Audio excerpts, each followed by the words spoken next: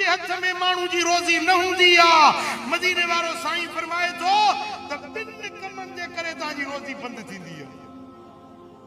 कूड़ ॻाल्हाइण सां रोजी बंद थींदी आ ऐं ॿियो सुबुह जे वक़्त में फजर जो जेको टाइम थींदो आहे न सिजड़ो उभरे पियो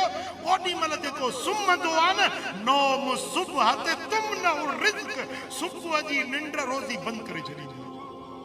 रिज़्क में तंगी थी वेंदी अम्मा खातून अतहर सय्यदतुन निसाइल आलमीन हिननि सय्यदनि जी जीजल अम्मा खातून अतहर साइण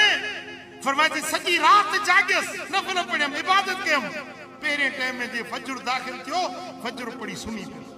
अञा अख लॻी त मुंहिंजे बाबा जानी मिठे मोहम्मद करीम खे उथारी या फातिमतु कूमी फशदी रिज़्क रब्बके हे फातिमा उथी निंड न कर तुंहिंजो रब रोज़ी वंडे थो उथी पंहिंजी रोज़ी जो हिस्सो हासिल कर सुबुह जे वक़्त में रोज़ी वंड भी आ रोज़ी सॼे ॾींहं जी रोज़ी जो वंड फजर पढ़ण खां पोइ जीअं सिज उभरंदो आहे न कानो खन मथे चढ़ी अचे इशराक जे टाइम ताईं ईअं सम्झो हिन सियारे जी मौसम में 8 बजे ताईं एॾी महिल न सुम्हो 8 खां पोइ भली सुम्हो था त भली सुम्हो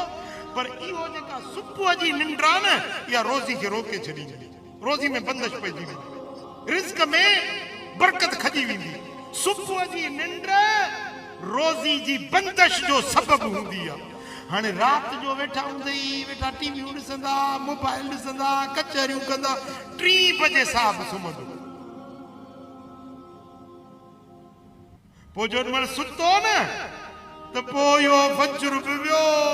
9 थींदा 9:30 थींदा अञा साहब सुतो पियो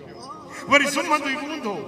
निभागो ॿार पींघे में ई पधरो सुमारी ते सौ त थी पियो हूंदो ओ ख़ुदा जा बाना सुबुह जो टाइम रोज़ी जी वंड जे उथी पंहिंजे रोज़ी जो हिस्सो हासिल कर सखर बिन वदा हामिदी रज़ी अल्लाह ताला अन्हु असाबी सगोरो हुयो उन चयो त मदीने वारे मीर फरमायो आ